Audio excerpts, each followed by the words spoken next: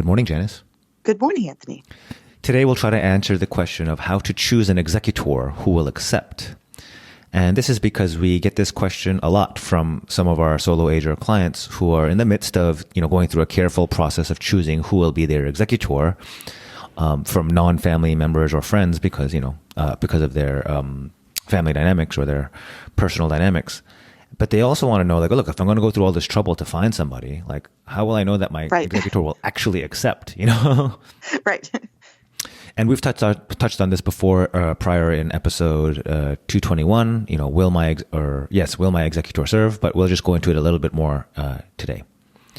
So, like I said, if our clients are spending a lot of time, sort of weeding through and carefully analyzing the pros and cons of each of their friends, family, distant family, or a professional executor, it would be nice if that person actually did the job that they spent so much time choosing them for. So that's what we're dealing with here.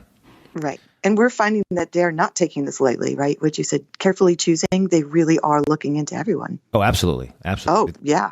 Thankfully, our clients are understand the significance of who they choose, and they take it very seriously. Yes. Yep. Okay, so first thing you need to know is that, yes, this is just a nomination for an executor. So when our Solo Agers finally, decide who they want, it's just a nomination. It's not a contractually bound role or duty. You haven't, if you choose us or if you choose, your nephew or your best friend, they do not have to serve. You're just nominating them for that position. It's up to them if they actually accept at the time of your passing. And things may have changed, for health reasons, time reasons. They may have moved. There are a lot of reasons why somebody may not accept, including a professional executor, which we'll touch on with some of the future points or the upcoming points. So some of the things you need to consider to make sure that whoever you choose will actually accept is, think about, is being an executor too much work for the person you've chosen? We talked about this in episode 184, why being an executor is quite difficult, with a lot of statistics about the number of hours and even months that, on average, an executor needs to spend. And it works out to a full-time job for a good chunks of the time. It does, yes.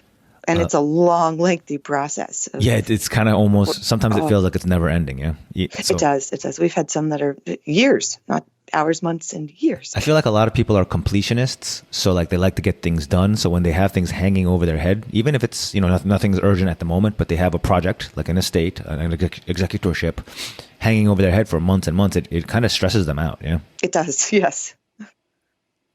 So that's why it's important to find someone who's well suited, meaning they have the financial background, the legal or tax background, the time. They don't have young kids. They don't have a hustle bustle career. Or just hire a pro who's just for example, we have staff and systems set up to deal with it. I mean, it's not easy for us either, but at least we know how to deal with it. Yeah. Right. And we have a team, right? If you're talking about your nephew who hasn't never done it before, it's going to be very overwhelming. Whereas we have a team and contacts. And now, one problem with this analysis is that the person you choose, your nephew, your best friend, you ask them, can you do this? And they might say yes. And the reason is because most people who haven't done this before, they don't really understand. They don't kind of, they don't appreciate how much work is involved until it actually happens. And it's too late. They're in the role. So, that's kind of on you when you're choosing to make sure that you've done your research, you've done your homework to understand what you're asking of them and to kind of make your own judgment if they can handle it. Yeah. Right. Well, most people will never be an executor, or they may be once and they'll never do it again. Yeah. So that's often the case. Right. Okay. So the last issue is there enough compensation for your executor? So an executor may very well decline simply because it's just too much work for too little pay. I mean, most people would do that. If they're getting paid too little, they won't do that work. Yeah. Yeah. That's yeah.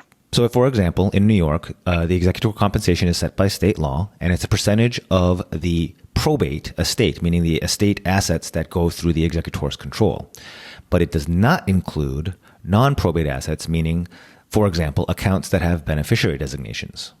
So in that scenario, if the estate includes some accounts or headaches like, some creditors or tax issues, but only very few accounts to deal with that. And like all your other accounts, your brokerage, your IRA, whatever, all have beneficiaries designations on them. Then the way that works out is your executor will get paid very little, for dealing with all the headaches, while the other accounts sort of went directly to your heirs. So you'll be basically leaving a mess that nobody wants to clean up because they can't get paid, So that's one of the sort of situations that we see a lot, and we try to make sure we steer solo agers to avoid that. One solution we've done is to write into the will or trust minimum executor compensation, so that even if the assets in the accounts that remain in the estate aren't the percentage doesn't work out too high, you can try to customize your will or trust so that it says no, I want to pay my executor higher because I understand that the work involved is going to be complicated. The thing is, a lot of executors won't be okay with that because the statute says it's going to be this much, and now you're kind of fighting an uphill battle to get paid properly. Right. Another solution is to just make sure you have at least enough accounts. You take off the beneficiary designations on a couple of accounts to make sure there's enough that percentage-wise and according to default law, your executor will get paid adequately at least. Yeah. Yes. One of the problems with this analysis is similar to the other one, where your friend or family may not, because they don't have the experience, they may not be able to accurately evaluate how much work is involved, as we talked about before, versus what their compensation is. Like, they may not realize. They may say, "Oh, wow, Joe passed away with $1 million estate. I'm guessing I'm going to get paid well to deal with whatever headaches come up. So, okay, fine. I'm happy to do it and honor his memory."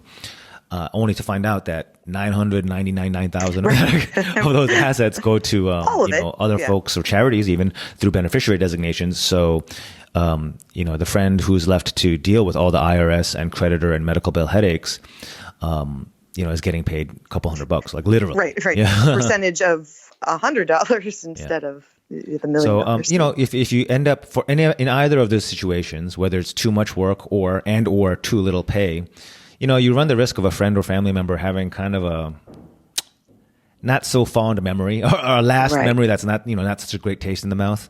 So, you want to try to avoid that. At least, so if you're in that situation or you think you might be, give us a call. We'll talk through the pros and cons of whether or not a professional executor makes sense for your situation, or if you have folks who can, or if you have folks, or if your estate is set up so that we can avoid those problems for you.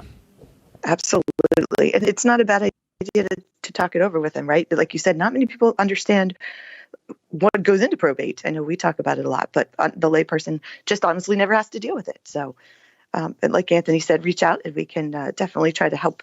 And in the comments, there's a link for the Solo Ager estate plan. Anthony's book dives into this a little bit more. Perfect. Thanks everyone for listening. Keep sending us your questions. We got a bunch recently, and we're happy to try our best to answer them. And thanks Janice as always. Thanks everyone. We'll talk soon next time.